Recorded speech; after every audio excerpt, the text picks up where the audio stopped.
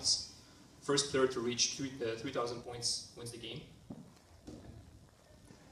And the controls are, if you're using a classic Xbox 360 controller, you use the A button to jump and double jump. You use the joystick and X button to dash in all 4 directions. This is how you steal the goat, by the way. And if you have the goat on your head, you won't be able to dash anymore, but you can use the X button to use a shield to defend the goat. So it's fairly simple. In fact, that's pretty much all we have in the game in terms of tutorials and text. So it's pretty simple. So you might think that it was a bit overkill to design a big complex menu just for that. Well, we made it anyway. But first, I'm going to show you where the game originated from. So I'm going to show you what we have in terms of UI at the end of the ToeJam version. So this is pretty much all we had in terms of UI at the end of the jam, which was still okay for a jam. You have no ways whatsoever to pick your color. You just pick up a controller and you press the A button to figure out which panel is going to open. This is how you figure out which player you are. Super basic, but it was functional. Soon after ToeJam, the game got featured at Gamer Camp in Toronto. Still, it's a small game festival, and we watched people play for like 3 days in a row, and we kind of noticed that people weren't getting that one simple concept in the game. And of course, I'm talking about the dash mechanic. Just to show you what we've been witnessing for like 3 days in a row, you can see the blue player with the goat on his head, and nobody has a clue how to get it back or navigate around the level. So it was pretty painful experience to watch that. And what we think was the reason behind that is that people really associated the dash mechanic with stealing the goat. So unless they were really close enough to the goat or aligned with it, they wouldn't try to use the dash mechanic. While in fact, well, yes, you use the dash mechanic to steal the goat, but you also use it to move around faster, which is a big advantage. So just to show that, you can see at the bottom lower left corner, the yellow player is reaching the goat way faster than the green player is, and that's just because the green player isn't dashing at all. So again, big advantage. So you might be thinking, well, if this is a problem, why not just add it to the actual tutorial screen? No, because people won't read shit, never, like ever. You know it. So we thought about it, and since we didn't find any really good way of teaching that to the player, we thought, well, let's just go back to the drawing board and find something else instead. Which brings us to our very first lesson, which was the character selection screen. So after ToeJam and Gamer Camp, we saw people dashing left and right a bit.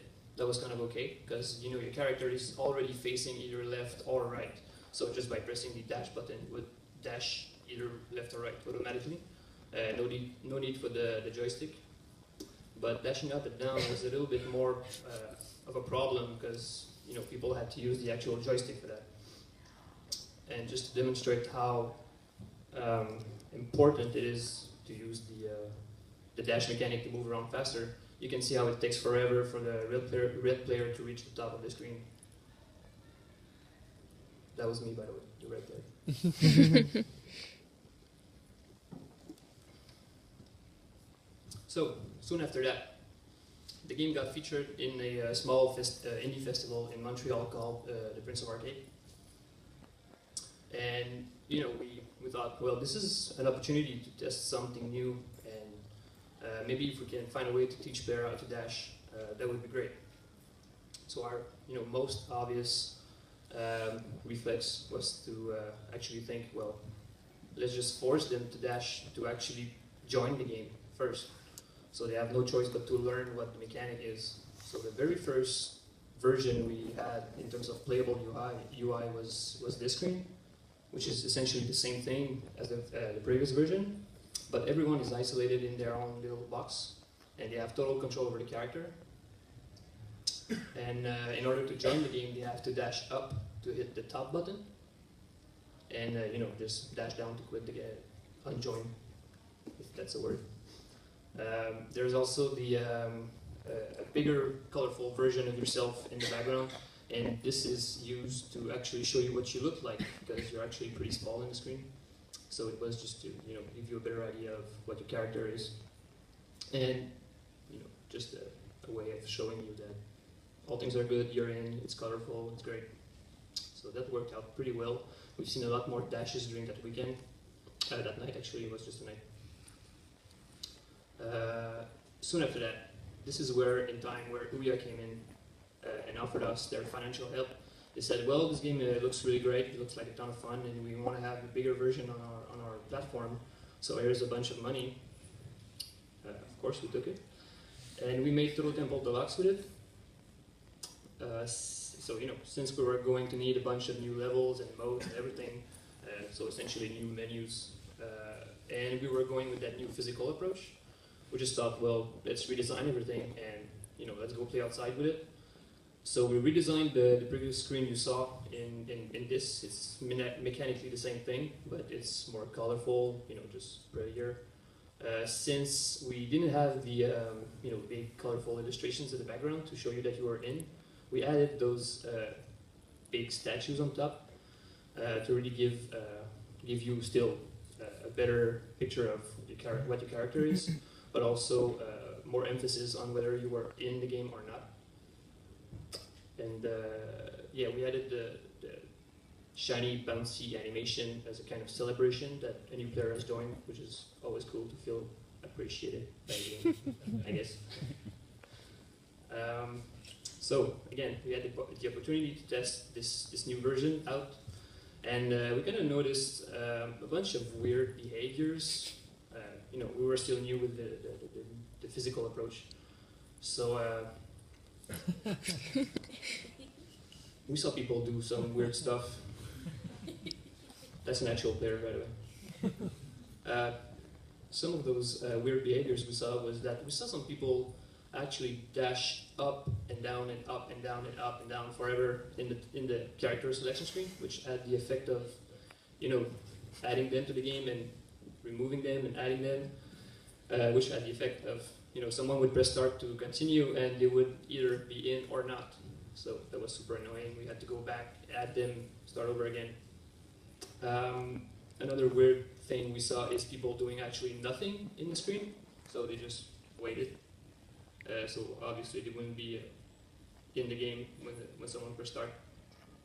And the reason for that is that I think people are not, used to having an impact on the UI while they are controlling a character, which is totally normal.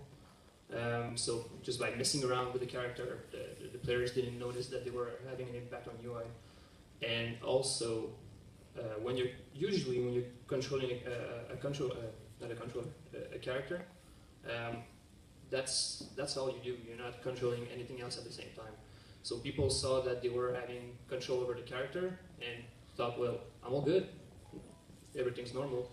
So again, super normal.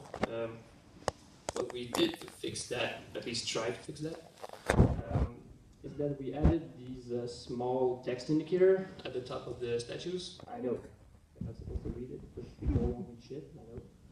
But we actually use them as a visual indicator of, it takes some space in the screen, and as the player joins, the text disappears. So it makes it more different whether you're in or not.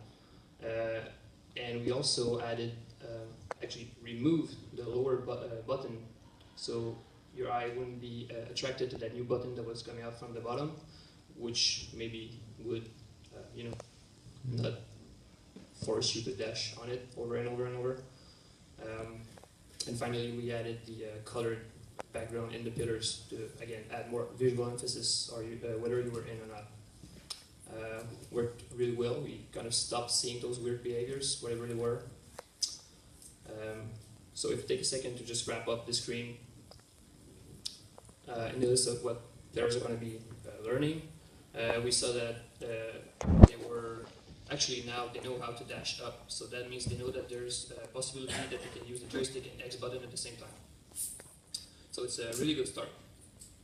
which leads us to our second lesson, which was the level selection screen. So now that we had the character selection screen done, we needed the level selection, to select those new levels we were making. And we quickly noticed that more content meant a lot more problems. But instead of showing you, do you guys want to design the next screen together? Yeah. I hope you do. Because you have no choice.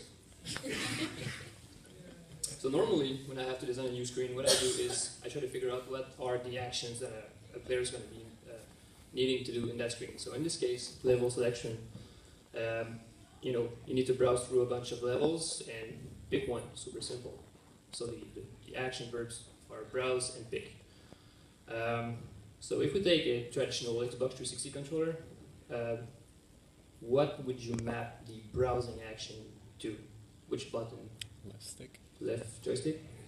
Sounds about right. Mm-hmm. And to actually pick the level, you just select it. A? You guys are good. No, you're wrong. And that's just because, well, inputs are not controlling the UI, but they're controlling your character. Obviously. You guys have not been listening. So, what we came up with, the first version for the level selection screen, which was still a work in progress, as you can see, is we had this big open box with buttons on the side, which you would use to select browse through the levels. They use the same visual style as the join in button, so normally you know what to do with them.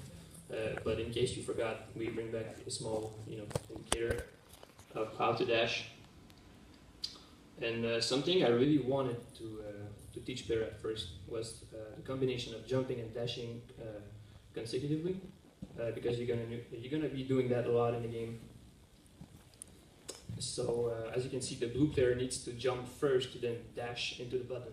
So you're forced to do that to select browse through the levels. But it didn't really work out because jumping and dashing at the same time would mean that you're focusing more on the actual position of the character in the box, if you're still aligned with the button, than the actual level thumbnail, which is super annoying. So we kind of removed it really fast and came up with this instead. As you can see, we added little steps before the buttons, so you're forced to jump at least once to reach them, but once you're there, you can just mindlessly dash in the buttons. And yeah, yellow player is crazy. Yeah, you don't have to focus on your character, and you can just watch the thumbnails go by. And we also replaced the whole line of thumbnails with just a bunch of icons, so you know how many levels there are just with a glance. It worked pretty well, and we haven't changed that much since. So if we wrap it up again, there is no how to dash up. Now they know how to dash on the sides, which is still joystick and X, but they also know how to jump. If they've been messing around like the yellow